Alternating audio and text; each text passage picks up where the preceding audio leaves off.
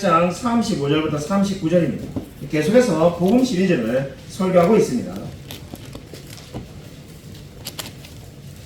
신약성경 로마서 8장 35절부터 39절입니다.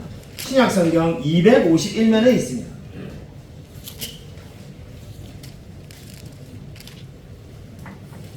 신약성경 251쪽 로마서 8장 35절부터 39절까지 제가 한 절, 우리 성도님들 한 절 교독하도록 하겠습니다. 누가 우리를 그리스도의 사랑에서 끊으리요? 환난이냐 공고냐 박해나 기근이나 적신이나 위험이나 칼이냐. 기록된 바 우리가 종일 주를 위하여 죽임을 당하게 되며 도살당한 말같이 여김을 받아나이다 한바 같으니라. 그러나 이 모든 일에 우리를 사랑하시는 이로 말미암아 우리가 넉넉히 이기느니라.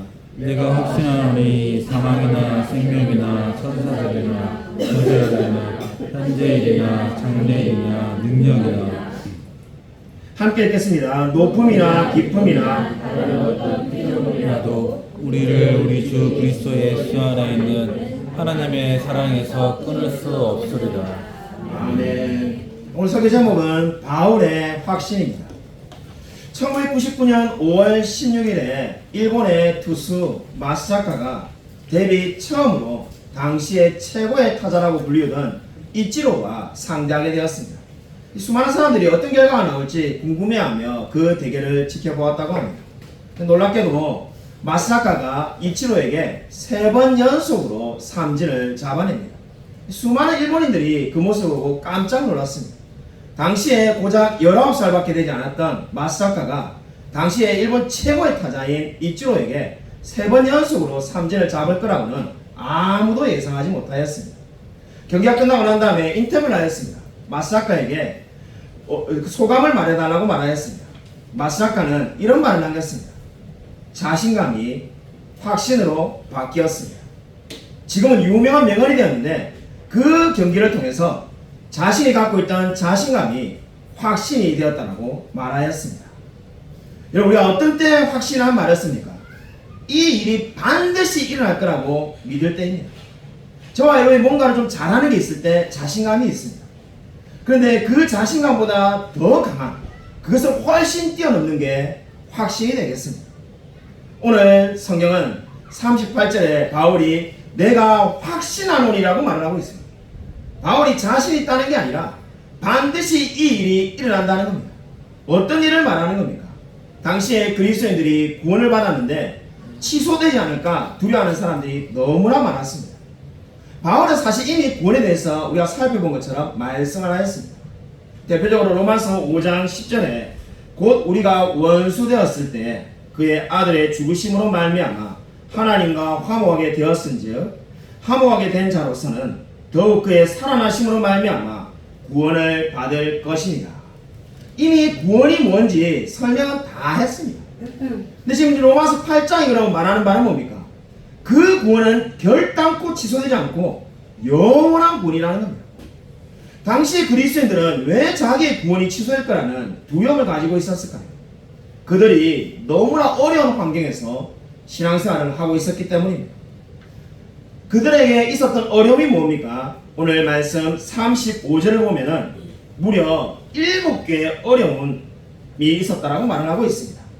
환난, 공고, 핍박, 기근, 적신, 위험, 칼. 무려 7개의 어려움 가운데서 신앙생활하는 그리스도인들이 혹시나 내가 신앙을 잃으면 어떻게 될까?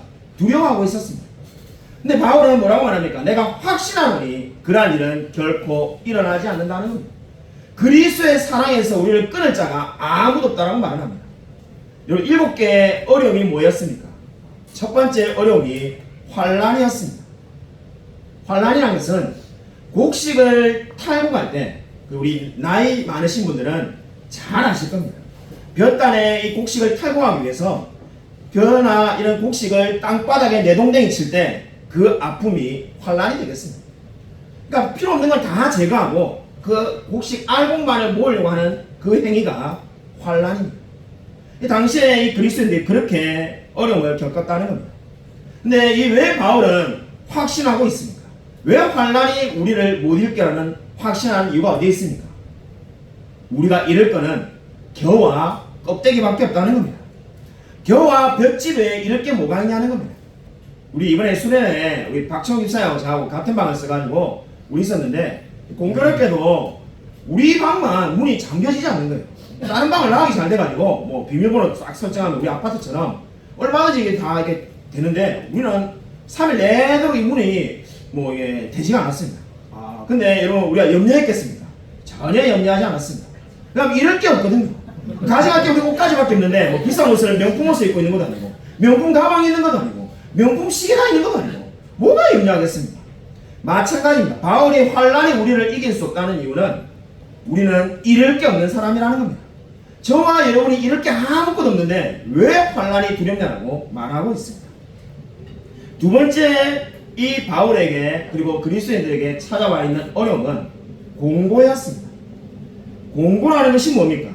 이 어려운 말인데 헬라 원어를 보면은 좁은 장소에 들어갔을 때 요즘 우리나라 너무 잘 살아가지고 이런 경험이 있을지 모르겠습니다. 너무나 좁은 장소에 들어갔을 때 가슴이 딱딱한 내가 행동을 잘 할 수 없는 그러한 상태가 이 단의 의미가 되겠습니다. 너무나 좁은 데 있어서 제가 이렇게 막 어쩔 줄 몰라는 그런 상태에 있는 것이 공고라는 단어의 뜻입니다. 철로역정의 저자 존 번연은 이 단어를 그의 개인적인 사견으로 이렇게 말하였습니다. 마음이 이리저리 계속 요동치는 상태가 공고라는 거죠. 그러니까 어쩔 때는 기분이 좋았다가 어쩔 때는 기분이 막 우울했다가 어쩔 때는 막 확신에 찼다가 어쩔 때는 막 불안해가지고 덜덜 떨고 있는 마음이 막 왔다 갔다 하는 마치 조울증 환자처럼 그러한 상태가 공고라는 겁니다. 당시 그리스도인들이 그럴 수밖에 없었는 거죠. 뭐 옆에 있는 그리스도인이 잡혀가기도 하고 죽기도 하는데 막 기뻤다가 슬펐다가 말씀을 들으면 기뻤다가 또는 막 절망했다가 그런 공고의 상태에 머물러 있었습니다. 근데 바울은 어떻게 말합니까? 그 공고도 결코 우리를 이길 수 없다라고 말하고 있습니다. 세 번째 이 그리스도인에게 찾아와 있는 어려움이 핍박이었습니다. 핍박은 말 그대로 교회를 박해하는 것이었습니다. 당시에 이 교회를 보면은 화형을 당하는 사람들도 있고 많은 어려움을 당하였습니다. 그런 어려움이 계속 찾아왔습니다. 근데 이 바울은 어떻습니까? 그 어려움을 넉넉히 이길 수 있다는 겁니다. 어떻게 해서 그것이 가능하겠습니까? 여러분 교회사를 읽어보면은 여러분 한번 정말 시간이 되시면 교회사를 한번 읽어보십시오. 단 한 번도 교회가 핍박에 무너진 역사가 없습니다. 너무나 어려운 핍박이 오고 사람을 죽이고 뭐 화형을 시키고 때리고 감금을 해도 교회는 사라지지 않았습니다. 그렇기 때문에 지금 바울은 어떻게 말합니까? 핍박이 결코 우리를 이길 수 없을 거라고 말씀하고 있습니다. 심지어 뭐 이단이 막 창군하고 지금 우리나라에 대한민국에 이단이 얼마나 많습니까? 최근에 이단 특강도 했는데 너무나 많은 이단이 있다 할지라도 결코 이단에게 교회가 진 적은 한 번도 없습니다. 위대한 설교자 스펄전 목사님이 목회할 당시에 우리 지금 시대에도 너무나 유명한 이단 몰몬교가 생겨났다고 합니다.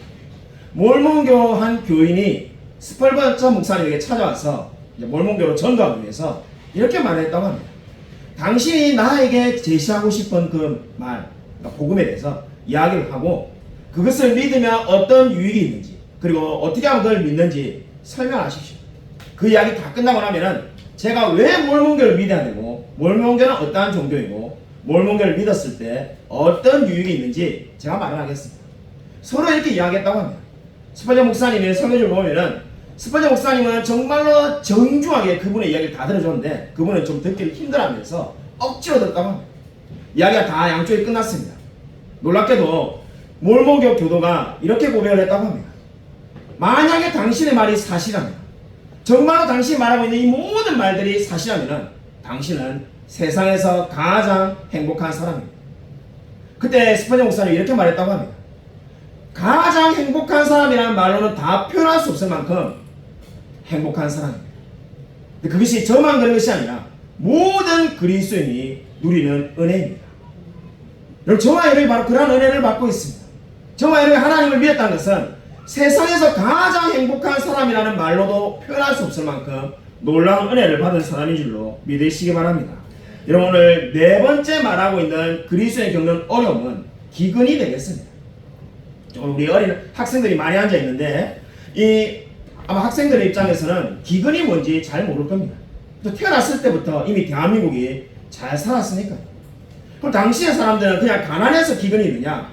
뭐 우리나라도 지금 그저 어려운 사람도 있죠. 뭐. 그런데 그 정도 차원이 아니라 여기서 말하는 기근이 뭡니까? 예수를 믿는 사람에게는 직업도 주지 않고 물건도 팔지 말라는 겁니다.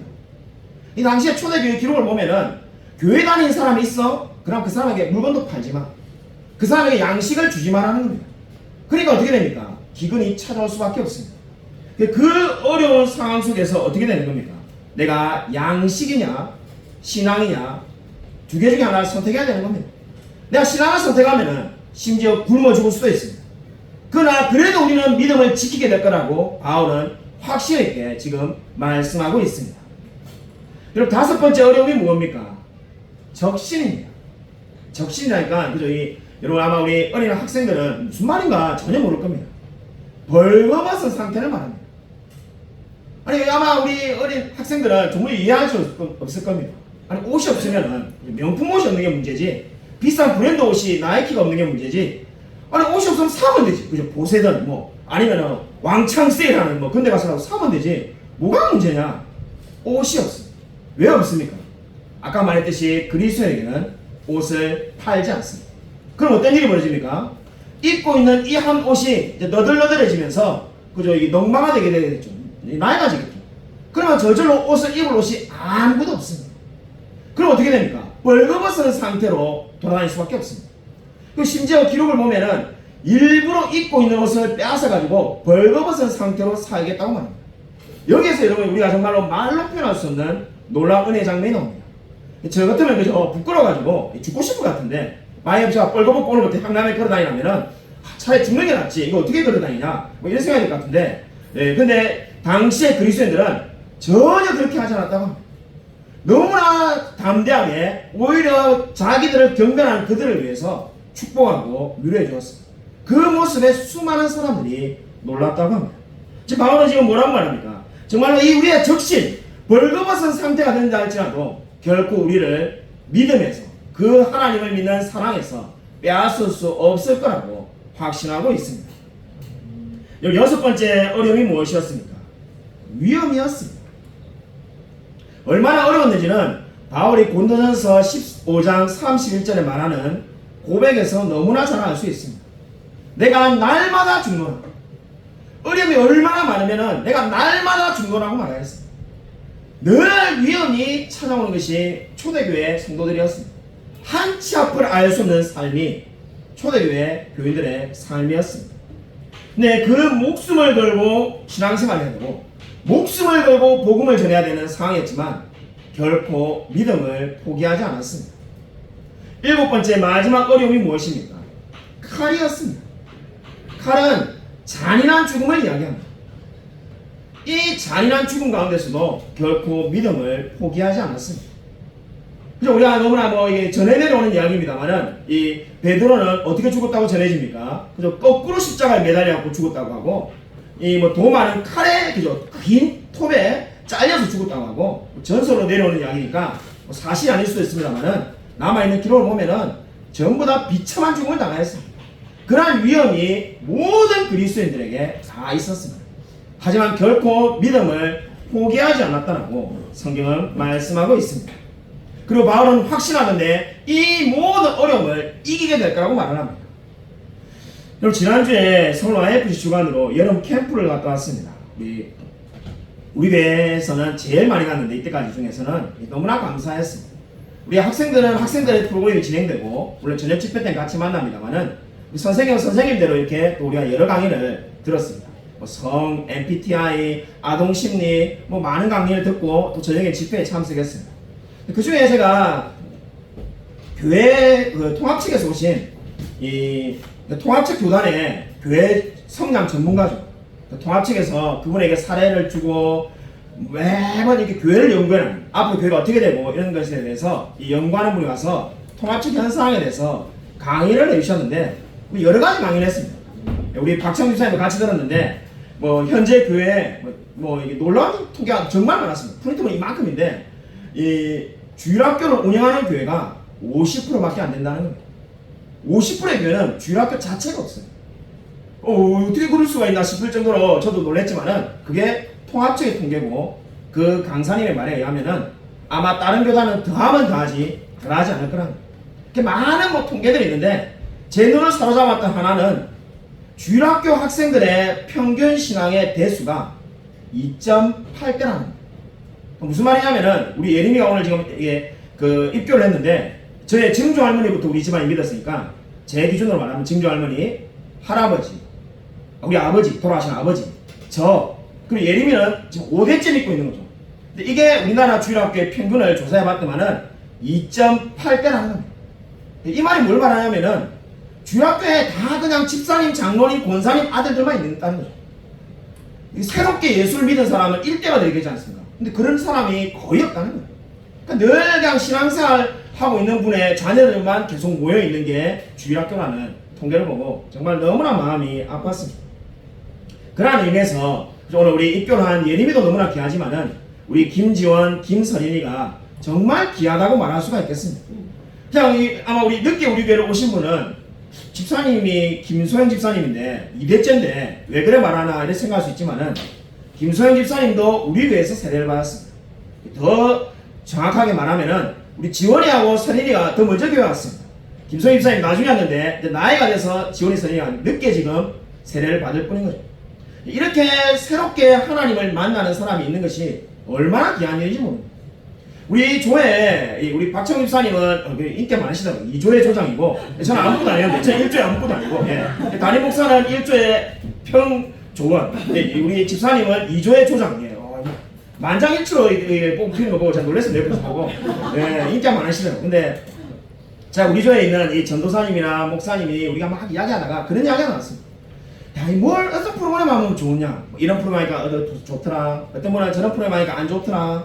막 이게 나와가지고 제보도 한마디 내서 제 차례 냈을 때 무슨 프로그램을 다 하든 가장 교회가 활력이 있고 역동이 생기려면은 하나님을 믿지 않는 불신자가 새 생명을 얻어야 됩니다.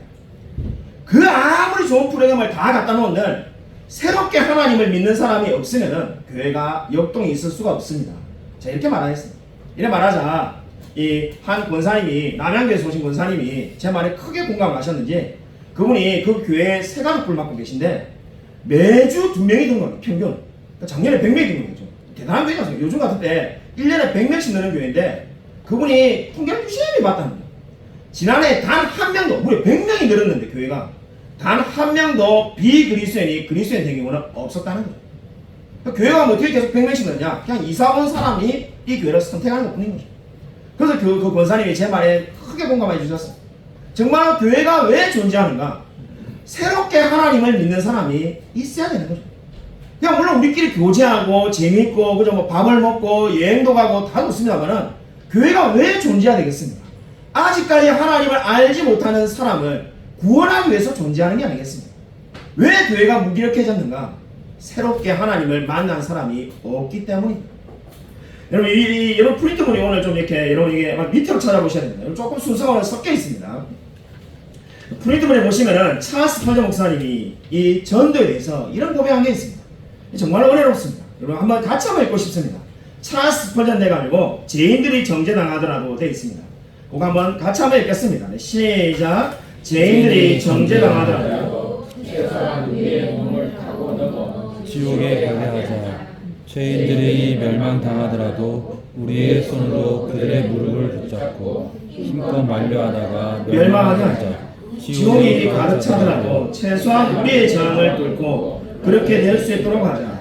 아무런 경고나 기도 없이 그곳에 가는 사람이 단 한 사람도 없게 하자. 저는 이 고백이 정말 위대하다고 생각합니다. 이 스펄전 목사님은 우리가 최근에 설명한 것처럼 예정을 다 믿었습니다. 그 예정을 다 믿으면 어차피 하나님이 구원할 사람이 이렇게 정해져 있는데 난 아무것도 하면 필요 없지 않겠느냐 이렇게 말하지 않았습니다. 단 한 사람도 지옥에 가지 않도록 내가 정말로 아니면 한 번이라도 우리의 복음을 듣고 지나가도록 우리를 밟고 지나가도록 그 모든 사람에게 복음을 전하자라고 말했던 사람이 스펄전 목사님이 되겠습니다. 정말 우리 시대에 정말 이런 마음이 필요하지 않겠습니까? 아직까지도 복음을 알지 못하고 죽어간 영혼이 얼마나 많이 있습니까? 그 사람들에게 정말 우리가 진정으로 하나님의 복음을 전하기를 바랍니다. 여러분 오늘 성경의 바울은 이렇게 말합니다. 우리가 어떻게 해서 이 모든 7가지 어려움을 이길 수가 있는가? 여러분 37절에 보시면은 넉넉히 이기느니라고 말을 하고 있습니다. 여러분 넉넉히 이긴다는 게 뭘까요? 그냥 여러분 넉넉히 이긴다는 게 그냥 뭐 우리가 탁구 칠 때 그죠 21대 14로 이기고 뭐 야구로 말하면 10대 3으로 이기고 뭐 이런 게 아마 우리가 생각할 수 있는데 넉넉히 이긴다는 말의 원의 의미는 정복자입니다. 당시 로마가 이스라엘을 정복하고 있었습니다. 뭐 아시다시피 유럽과 뭐 이게 아프리카를 거의 다 장악하고 있었습니다. 근데 그럴 때 우리가 이쪽 나라를 지배한다는 뜻이 바로 넉넉히 이긴다는 겁니다. 그러니까 정복하고 이게 하는 것이 이 단어의 의미입니다. 근데 여러분 그 당시 한번 상황에서 한번 생각해 보십시오. 정복당하고 있는 사람들이 누구였습니까? 그리스도인들이었습니다. 지금 로마가 그리스도인들을 핍박하고 그들을 잡아가고 죽이고 괴롭혔습니다. 정복당하고 있는 이 그리스도인 중에 한 사람인 바울이 뭐라고 말합니까? 우리가 넉넉히 이긴다. 다르게 말해서 우리가 정복자다 이렇게 말하고 있는 겁니다. 맨날 지금 우리가 7가지 어려움 이야기했는데 환난을 당하고 공고를 당하고 위험을 당하고 벌거벗김을 당하고 죽임을 당하는데 오히려 우리가 그들을 정복하고 있다고 지금 담대하게 외치고 있는 겁니다. 그 말의 의미가 넉넉히 이긴다는 말씀의 의미가 되겠습니다. 여러분 아마 교회사를 본 분들은 다 알 겁니다. 정말로 바울의 고백처럼 313년에 로마가 기독교를 국교로 인정합니다. 그래서 완전히 그저 이 기독교의 굴복을 당합니다. 그렇기 때문에 바울은 이 어려운 가운데서 어떻게 확신하면서 말하고 있습니까? 우리가 넉넉히 이길 거라는 겁니다. 도무지 지금 봐서는 확률적으로 우리가 이길 것 같지 않지만 그저 죽지만 해도 천만다행 끝처럼 보이지만은 우리가 반드시 승리할 거라는 확신이 넉넉히 이긴다는 말씀이 되겠습니다. 여러분 오늘 정말 세례를 받은 학생들 비롯해서 우리 가운데 정말 이러한 확신이 있기를 원합니다. 내가 그 어떤 어려움이 온다 할지라도 나는 넉넉히 이길 거라는 겁니다. 우리가 대단해서 넉넉히 이긴다는 것이 아니라 하나님이 함께 하심으로 넉넉히 이기게 될 거라는 확신을 가지게 되시길 바랍니다. 여러분 오늘 이 말씀을 보면서 우리 제가 수련회 갔을 때 아까 말했던 통합측의 그 강사님 대단하시더라고요. 정말 우리 박총 집사님도 그렇게 말했는데 우리가 생각한 것보다 한국 교회가 훨씬 더 어렵습니다. 여러분이 얼마나 알고 있든지 간에 그보다 훨씬 더 어렵습니다. 제일 충격적인 통계가 앞으로 20년 30년 뒤에 어떤 일이 벌어질까? 저도 너무나 궁금했는데 그 전문가께서 이렇게 딱 이렇게 우리가 다 해가지고 이게 진짜 논리가 너무나 뛰어나서 제가 지금 이 짧은 시간에 2시간 동안 들은 걸 다 말할 수 없습니다만은 결론만 말씀드리면은 그분의 이제 그 분석이 맞다면은 2, 3, 3년 뒤에는 현재 있는 한국교회 80%가 없어질 거라는 거예요. 그러니까 2, 30년 뒤에는 그때까지 우리가 살아있다면 천국에 안 간다면은 교회는 이제 20%만 존재할 거라는 거예요. 그게 결론이었습니다. 이야기를 들으면서 참 많이 힘들었어요.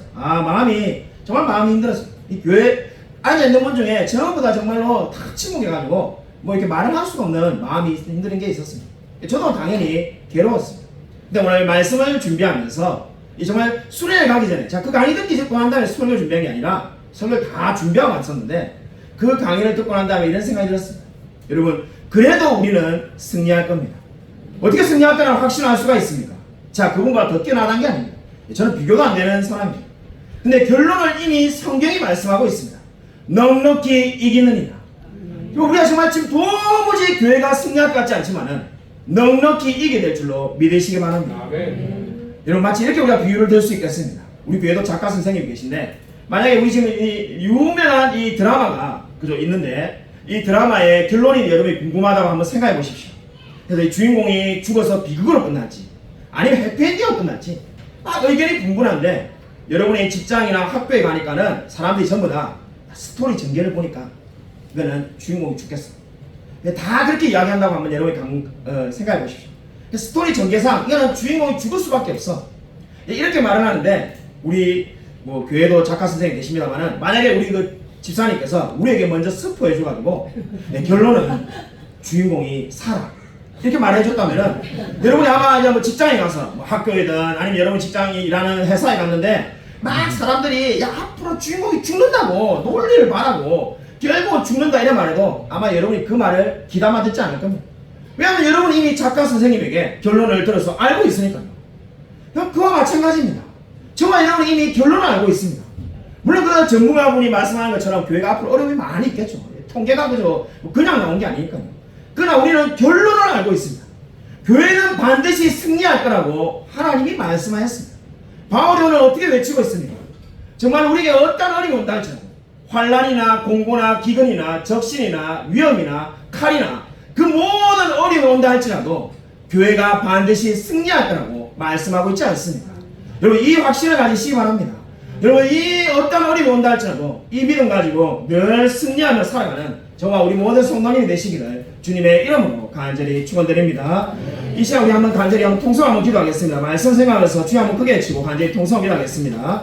주여 아버지 감사를 드립니다. 하지만 하나님께서 함께 해주셔서 저 우리 하나님 확신 가지고 살아갈 수 있도록 아버지 도와주셔서 우리 마음 가운데 정말 담대한 믿음 가지고 나아갈 수 있도록 합니다. 정말 바울이 환난이나 공고나 기근이나 적신이나 위험이나 칼이나 라고 정말 그 어떤 어려움도 우리가 이길 수 있다고 고백한 것처럼 우리 마음 가운데 그 어떤 어려움이 찾아온다 할지라도 하나님 믿고 의지하며 살아갈 수 있도록 아버지 도와주셔서 하나님 역사를 줄 줄 믿습니다. 도와주셔서 하나님께서 아버지 축복하여 줄 줄 믿습니다. 하나님 낭망치 않게 해주시고 절망치 않게 해주시고 주님 바라보며 살아갈 수 있도록 아버지 도와주셔서 하나님 은혜 내려줄 줄 믿습니다. 말씀 가운데 변화될 수 있도록 아버지 도와주셔서 하나님 붙들어 주셔서 하나님 정말 우리 마음 가운데 수많은 두려움과 염려가 있습니다. 그 모든 것들 다 떨쳐버리고 마음이 가졌던 이 확신대로 내가 넉넉히 이긴다라고 강하게 고백할 수 있도록 아버지 도와주셔서 하나님 축복하여 주셔서 우리 삶 가운데 동행하여 줄 줄 믿습니다. 우리 가운데 함께 해주셔서 정말 염려를 다 떨쳐버리고 특별히 오늘 정말 세례마다 우리 지원이 서린이 예림에게도 하나님 함께 하여 주셔서 은혜 베풀어 주겠습니다. 아버지 역사하셔서 하나님 아버지 감사를 드립니다. 정말 오늘 성경에 말씀하신 것처럼 확신 가지고 담대히 살아갈 수 있도록 은혜 베풀어 주셔서 환난이나 공고나 핍박이나 위험이나 적신이나 칼이나 그 어떠한 어려움이 찾아온다 할지라도 우리가 정말 이기며 승리하며 살아갈 수 있도록 은혜 베풀어 주셔서 특별히 오늘 세례를 받은 우리 김서린, 김지원, 김예림에게 하나님께서 함께 하셔서 이 믿음 가지고 날마다 승리하며 하나님을 영화롭게 하며 살아갈 수 있도록 축복하여 주셔서 우리가 정말 때때로 어려움이 찾아올 때가 너무나 많습니다. 정말 직장에서 신앙생활을 하기가 어려울 때도 있습니다. 정말 세상에서 하나님의 말씀대로 살기가 어려울 때도 있습니다. 그러나 우리가 이 확신 가지고 교회는 반드시 승리할 것이며 하나님은 반드시 영광 받으실 줄 믿고 날마다 기뻐하며 감사하며 살아갈 수 있도록 축복하여 주셔서 하나님께서 늘 우리를 붙들어 줄 믿사오며 살아계신 예수 그리스도 이름으로 간절히 기도드립니다. 아멘. 다 함께 하셔서